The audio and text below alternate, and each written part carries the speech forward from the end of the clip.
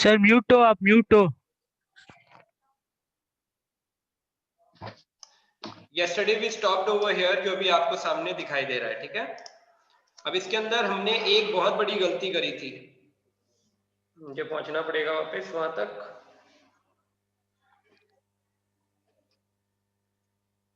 कल हम कह रहे थे कि ये माइनस में आंसर आना चाहिए, लेकिन हमारी कैलकुलेशन गलत थी।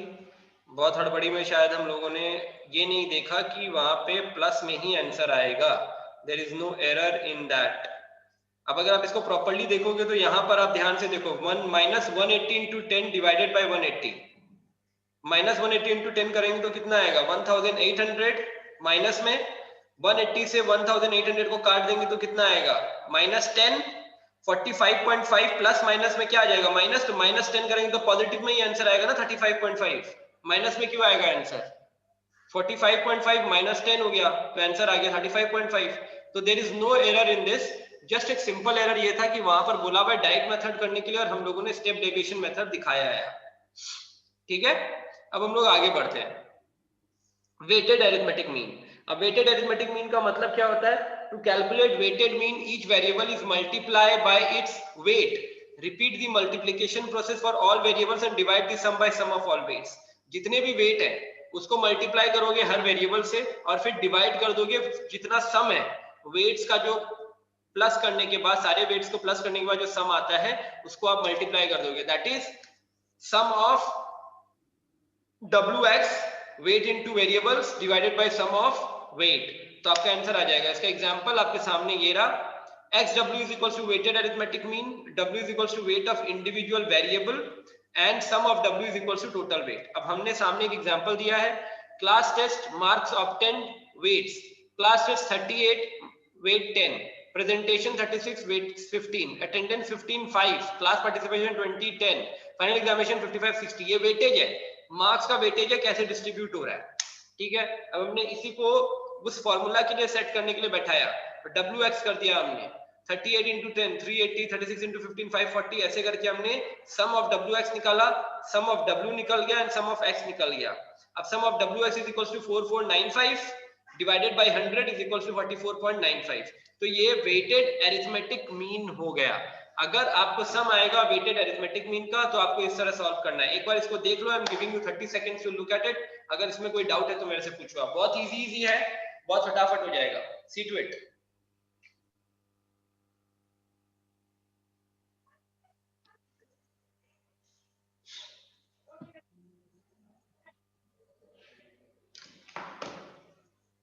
Sir, या बोलो can we go through that again? बोलो क्या समझना है वापस। You were so fast, I did not get anything. अच्छा चलो मैं वापस बताता हूँ। वेटेड अरिथमेटिक मीन है ये, उसके अंदर क्या होता है, आपको वेट्स दिए हुए हैं और वेरिएबल्स तो दिए हुए रहते ही हैं, आपको वेट्स और वेरिएबल्स को मल्टीप्लाई करना है, तो आपका सम ऑफ डब्ल्यू एक्स आ जाएगा, मतलब weight and variables, okay, divided by sum of all weights, जितने भी वेट्स दिए हुए हैं उसको आप डिवाइड कर दोगे उसके साथ। तो ये फॉर्मूला है आपका वेटेड अरिथमेटिक मीन निकालने का। किसका है, वेटेड अरिथमेटिक मीन निकालने का फॉर्मूला है, ठीक है। आपके सामने ये रहा एग्जांपल, परफॉर्मेंसेस दिए हुए हैं, मार्क्स ऑब्टेन दिए हुए हैं और वेट्स दिए हुए हैं। हाँ राहुल पूछो, कुछ पूछना है तो।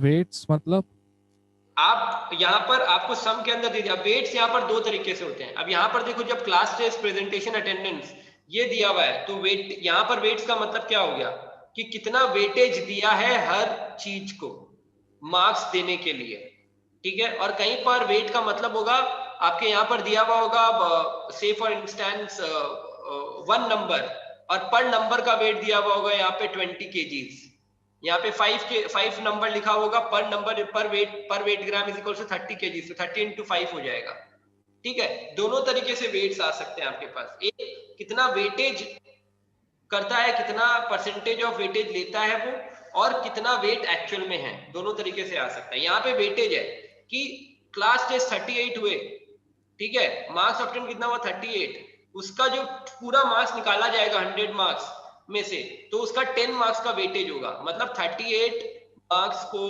10 मार्क्स के हिसाब से स्कोर किया जाएगा, नहीं 40 में से 30, अगर 40 में से 38 आए, जैसे आप लोगों को अगर मैं कहूं कि बेटा आपके क्लास टेस्ट जितने हुए उसको जब मैंने सम अप किया तो टोटल क्लास टेस्ट में 100 में से आपके 90 आ रहे हैं, ठीक है।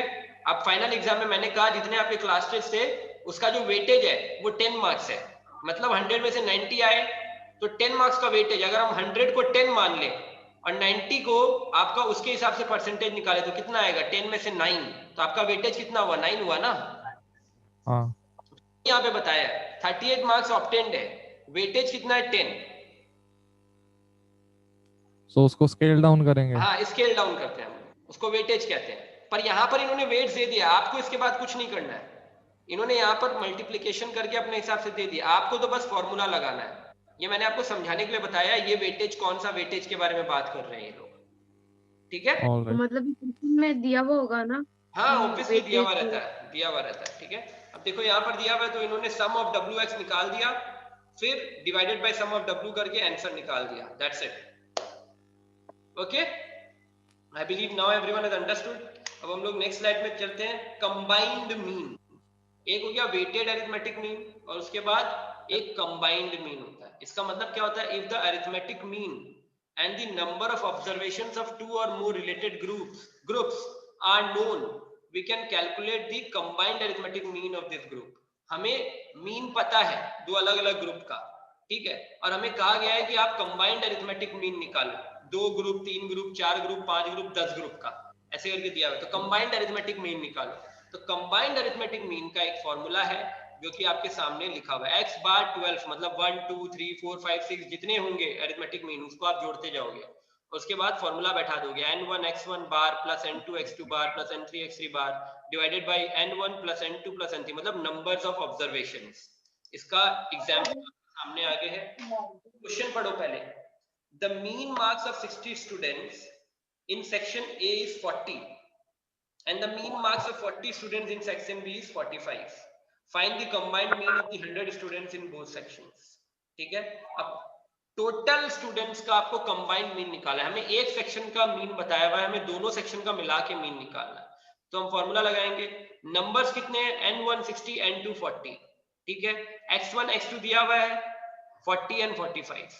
फॉर्मूला क्या है, x bar 1 2 is equals to n1 x1 bar plus n2 x2 bar divided by n1 plus n2। आपको बस ये जो मैथमेटिकल सम्स दिए हुए हैं उसको फॉर्मूला में पुट करना है, आपका अरिथमेटिक मीन, कंबाइंड मीन निकल के आ जाएगा, ठीक है। देख लो एक बार प्रॉपर्ली। अब आप देखो आपको बहुत सारे फॉर्मूलाज मिल रहे हैं, प्रॉब्लम कहाँ आती है मैं आपको बता देता हूँ। स्टैटिस्टिक्स में हम फॉर्मूलाज भूल जाते हैं, इसीलिए मैं बार बार कह रहा हूँ फेयर कॉपी में जब ये चैप्टर करना स्टार्ट करोगे, पहला पेज, पहला दूसरा पेज फॉर्मूलाज को डेडिकेट करोगे, ठीक है।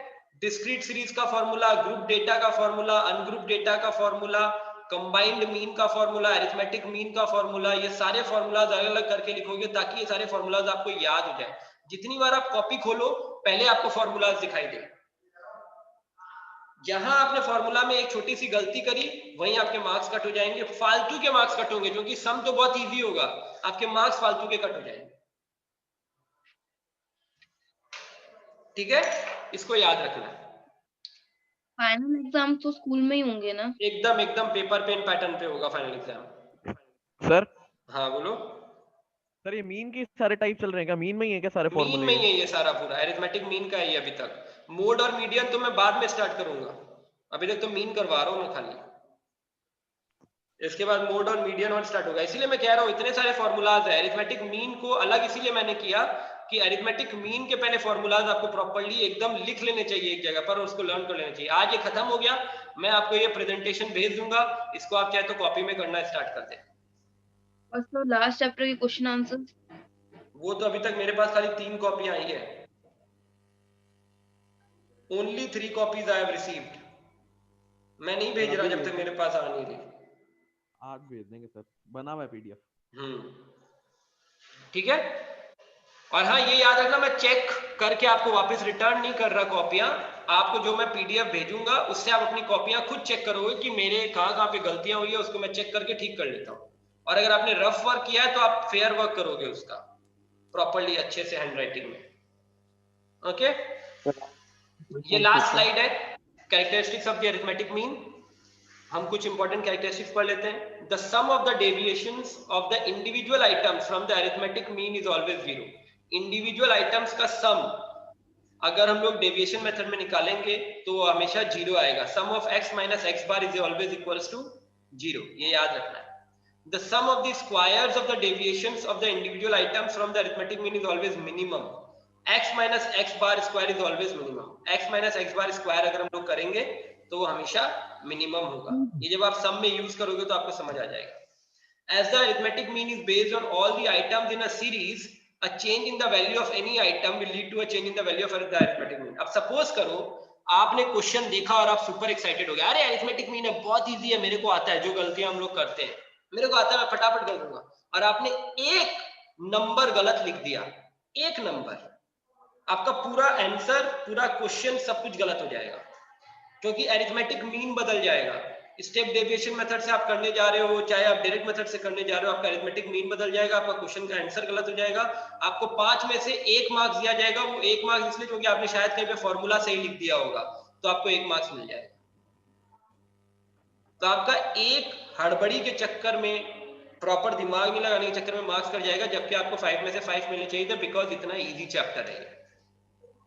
Okay, it's properly scoring. Try to put all your concentration while you are doing statistics, because आपको फुल स्कोर करोगे आप इसके अंदर। इकोनॉमिक्स में थोड़े बहुत मार्क्स फिर भी कट सकते हैं, स्टैट्स में नहीं कटते, बहुत इजी होता है, बड़े आराम से मार्क्स स्कोर होते हैं। ठीक है, in the case of highly skewed distribution, the arithmetic mean may get distorted on account of a few items with extreme values. और एक और कैरेक्टरिस्टिक्स है, कई बार क्या होता है, बिकॉज हाईली स्क्यूड डिस्ट्रीब्यूशन होता है, बहुत बड़ा बड़ा कैलकुलेशंस होते हैं, कई बार बहुत सारे नंबर तो आपको दिख रहे होते हैं, तो भी हम एक्सट्रीम वैल्यूज में गलती कर जाते हैं। तो हमें जब भी ये सम करें, स्टैटिस्टिक्स को और अरिथमेटिक मीन को लेके बैठे, तो हमारे दिमाग में ये बात संभाल के रखना कि एक एक चीज को प्रॉपरली नोट डाउन करें एंड प्रॉपरली जॉट करें।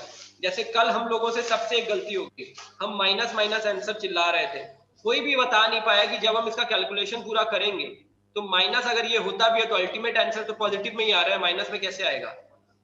हम बार बार एक साइड का माइनस देख रहे हैं, दूसरे साइड को भूल रहे हैं कि वो बड़ा नंबर है उससे।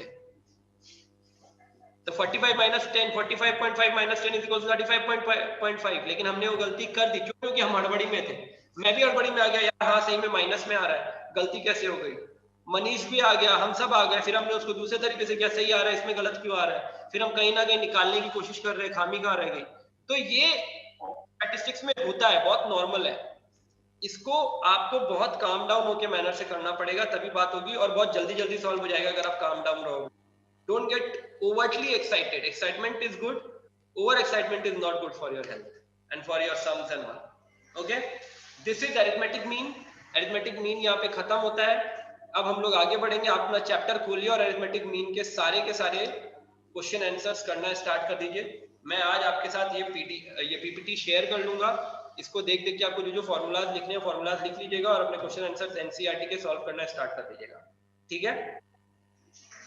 अब बताइए कहीं पे कोई डाउट इस चैप्टर को लेकर, अरिथमेटिक मीन को लेकर? I believe all of you have understood that बहुत इजी है, राइट? Okay, very good.